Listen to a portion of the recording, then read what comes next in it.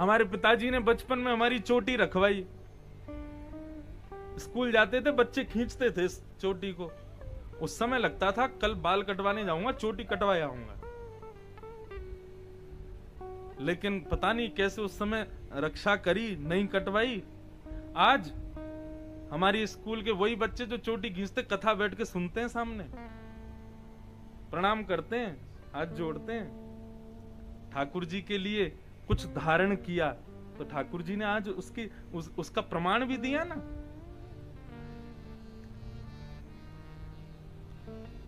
घर में यदि ठाकुर जी विराजमान हैं तो उनके लिए कुछ त्याग करो, केवल घर में कर लो, बाहर मत करो, लेकिन घर में करो। लेकिन बंधुओं, बेटी को विवाह का परिवार कैसा मिलेगा ये दुनिया का कोई व्यक्ति नहीं बता सकता। बिचौलिया संबंध कराने वाले आके कह जाते हैं कि महाराज बहुत बढ़िया परिवार है, आपकी बेटी को पलकों पे रखेंगे। लेकिन ब्याह के 6 महीना बाद ही पता चलने लग जाता है कैसा परिवार है, क्या हो रहा है हमारी बेटी के साथ। और कई जगह ऐसा होता है कि परिवार में भोजन करने के लिए भी अन्न आदि की कोई व्यवस्था नहीं थी, लेकिन जैसे ही बेटी का ब्याह किया, क्या लक्ष्मी आई महाराज, उनके तो आनंदी हो गए। और इसका एक प्रत्यक्ष प्रमाण, यदि अपने घर की चर्चा नहीं करनी चाहिए, लेकिन इसका प्रत्यक्ष प्रमाण है हमारा घर। हमारे पूज्य पिताजी महाराज कल पधारेंगे, आज उनको कौन नहीं जानता। लेकिन बाबा, जब पूज्य पिताजी का विवाह हुआ था ना, तो हमारे नाना जी बताते थे, बोले कोसी में मुकु सवन ने कही, बोले अरे किशन लाल जी अपनी बेटी कहां दिया है। मैंने कहा क्यों? बोले आप इतने संपन्न और जहां आप बेटी ब्याह के आए उनके घर साइकिल भी नहीं है। लेकिन बोले लाला, आज स्थिति यह है कि पूरी कोसी के लोग भी मोह या बात से जाने कि ठाकुर जी के ससुर जी हैं। हमारी मां जब घर में आई, मैं तो आज भी अपने मन से खुल करके कहता हूं, जो मुझे बल प्राप्त, मेरे पिताजी को प्राप्त, ये हम दोनों का बल नहीं, हमारी मैया की तपस्या है। तो बेटी कैसे घर में जाएगी कोई नहीं बता सकता। कई घरों में बेटियां जाती हैं, होते बहुत अच्छे हैं, लेकिन पता नहीं कहां पहुंच जाते हैं। लेकिन कई घरों में बेटियां जाकर के भाग्य बना देती हैं। तो सक्कूबाई वैष्णव खानदान की थी, लेकिन उनका ब्याह हुआ भक्ष भक्ष खाने वाले परिवार में, मद्यपान करने वाले परिवार में। ऐसे परिवार में सक्कूबाई का विवाह हुआ। सक्कूबाई केवल दिन रात रोती थी, ठाकुर जी को कोसते हुए कि मैंने क्या बिगाड़ा था आपका। कोई भक्त परिवार ना होता तो चलता, लेकिन कम से कम ऐसा दरिद्र परिवार तो नहीं मिलता मुझको। सक्कूबाई यदि कभी कह भी देती कथा सुनने जाना है, तो परिवार के सब लोग मारने पीटने पर आतुर हो जाते थे। ऐसे परिवार में सक्कूबाई का विवाह हुआ। मैंने बंधुओं कल या परसों के प्रसंग में कहा था, भक्ति मंदिर में प्रकट नहीं होती है। मंदिर में तो सभी भक्त हैं। भक्ति का पता चलता है व्यवहार में, भक्ति का पता चलता है संसार में, भक्ति का पता चलता है समाज के बीच में। प्रतिकूल परिस्थितियों में आप क्या निर्णय लेते हो, उससे पता चलता है कि भक्ति कैसी है।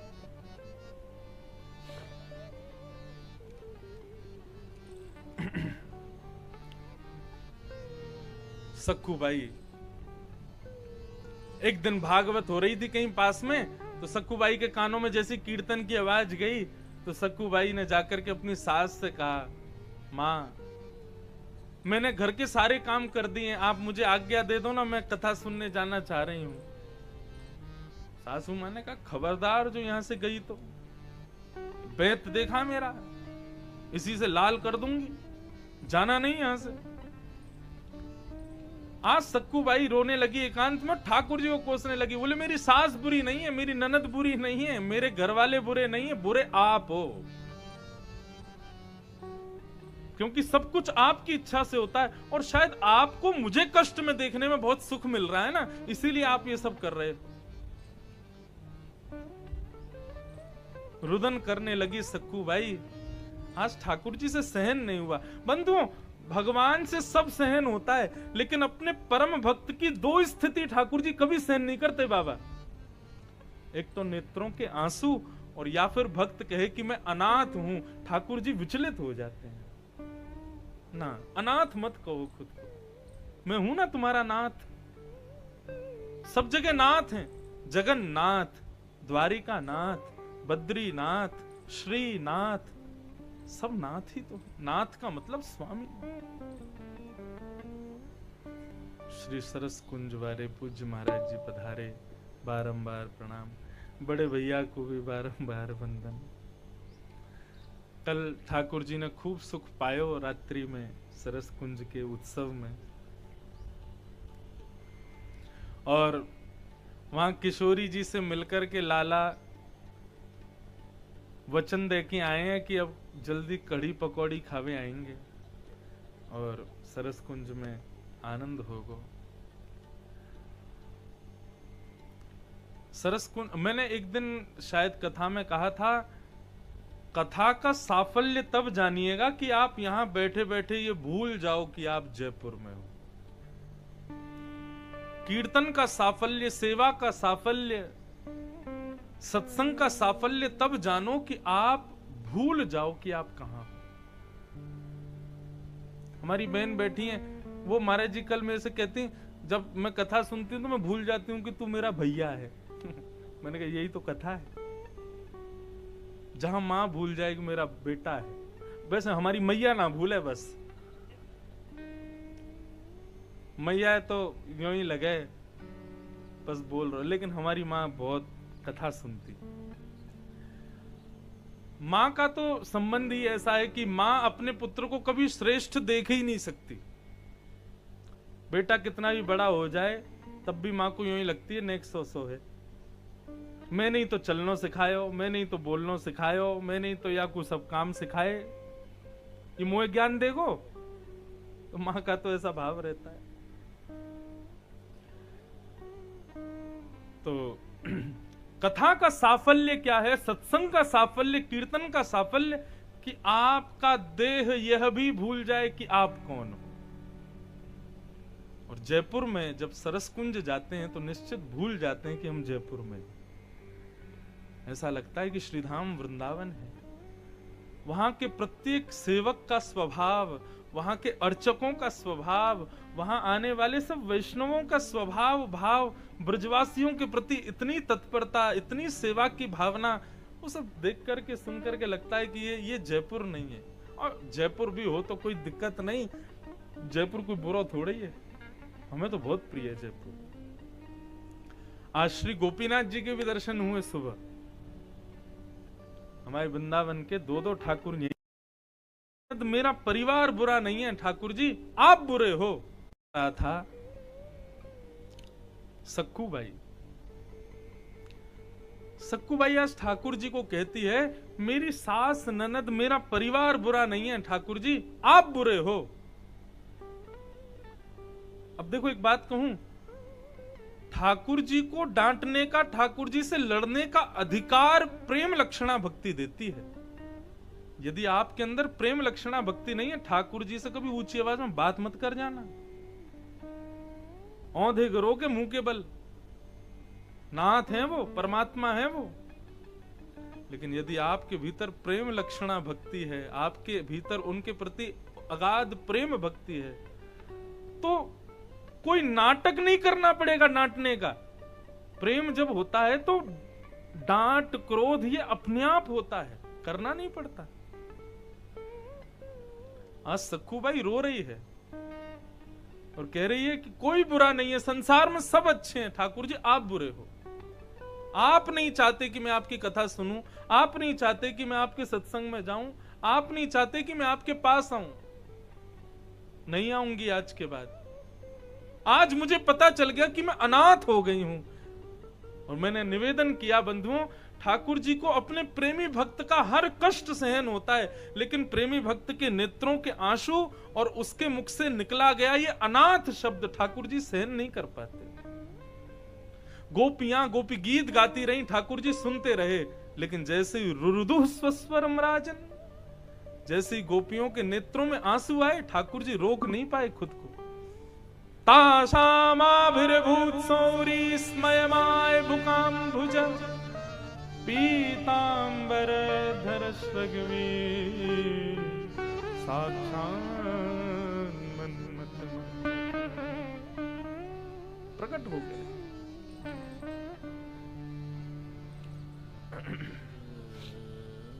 आज सखुबाई के उस आर्तनाद को, उस क्रोध को, उस रुदन को, और बार बार जो सखुबाई कह रही है मैं अनाथ हो गई, आज ठाकुर जी सहन नहीं कर पाए। और इतने में ही सखुबाई की सास का रूप धारण करके ठाकुर जी प्रकट हो गए और दम दम चलते आए, जैसे उसकी सास चलती थी वैसे ही आ गए और आकर के सखुबाई से बोले, ए रोती क्यों है? स्वर नहीं बदला, स्वर बिल्कुल वैसा ही है जैसे सास का था। अच्छा कथा में जाने को रो रही है, चल जा कथा सुनने चली जा। जैसी सखुबाई ने सुना कि मेरी सास कह रही है कथा सुनने चली जा, आज मेरे विवाह को इतने वर्ष हो गए, आज तक कभी मैंने नहीं सुना कि चल सखुबाई कीर्तन करया, चल सखुबाई मंदिर घूमा, आज कह रही है कथा सुना। सखुबाई बोली मां सच में जाऊं मैं? बोले हाँ, अब मैंने बोल दिया ना, चल जा, तू भी हो क्या, अब मेरे लिए भी प्रसाद ले आइयो और समय से आ जाइयो, नहीं तो डंडे से लाल कर दूंगी तुझे। सखुबाई तो आनंद में आ गई, बोले हाँ मां मैं जल्दी आ जाऊंगी। दौड़ करके गई, जाकर के कथा में खूब नाची, खूब भुजा उठा उठा करके जय जयकार लगाए, खूब कथा सुनी, खूब रोई कथा में। व्यास जी के चरण पकड़ लिए, आनंद में आ गई, बिल्कुल ठाकुर जी को इतना धन्यवाद कहने लगी, जय हो नाथ, अब भले ही 10 साल तक कथा में मत बुलाना, मैं आनंदित हो गई, आज क्षण भर का सत्संग मिल गया, बस अब मुझे और कुछ नहीं चाहिए। लौट करके सखुबाई गई, ठाकुर जी तो अंतर ध्यान हो गए, असली सास बैठी थी। सखुबाई ने जैसे भीतर प्रवेश किया, सास बोली कहां गई थी? बोले मां आपने आज्ञा दी थी ना, तो कथा सुनने गई थी। मैंने आज्ञा दी थी? झूठ बोलती है, बर्तन धुले नहीं, कपड़े पूछे नहीं, और ये सब काम घर के छोड़ के तू कथा सुनने किसकी आज्ञा से गई? अरे मां आपने ही तो कहा था कथा सुनने चली जा। बोले झूठ बोलती है, मैंने कब कहा तुझे? क्रोध में भर करके सुनाने लगी, चल मेरे साथ, मैंने झूठे बर्तन देखे, अभी मैंने गंदे कपड़े देखे, तेने साफ नहीं किए, चल मेरे साथ। जैसे सखुबाई का हाथ पकड़ करके बर्तन धोने के स्थान पर लेकर के गए, तो क्या देखा, सारे बर्तन धुले रखे हैं, मैले कुचैले कपड़ों को धुलने का स्थान था, वहां लेकर के गई तो सब बिल्कुल धुले हुए, घई बनाए, प्रेस व्रेस होकर के बिल्कुल बढ़िया मजे धरे हैं सब। ये स्थिति देखकर के सास आश्चर्य करे, अभी तो मैं देख के गई थी ये सब बिल्कुल दूषित पड़ा था, ये सब इतनी जल्दी साफ कैसे हो गया? सखुबाई समझ गई, मुझे कथा की आज्ञा देना और मेरे पीछे से घर के सारे काम करना, ये सब साफ सफाई करना, ये जरूर मेरे गोपाल जी पधारे थे, उन्होंने कृपा करके ये आनंद प्रदान किया है। आज सखुबाई आर्तनाद करते हुए ठाकुर जी से प्रार्थना करती है, नाथ आप आकर के बर्तन मांजना स्वीकार है, आपको आकर के कपड़े धोना स्वीकार है, मेरे परिवार की मति बदलना स्वीकार नहीं है आपको, इनकी बुद्धि बदल दो ना, इनको भी भक्त बना दो। ऐसे सखुबाई के परिवार पर ठाकुर जी ने कृपा की और सब भक्त हो गए।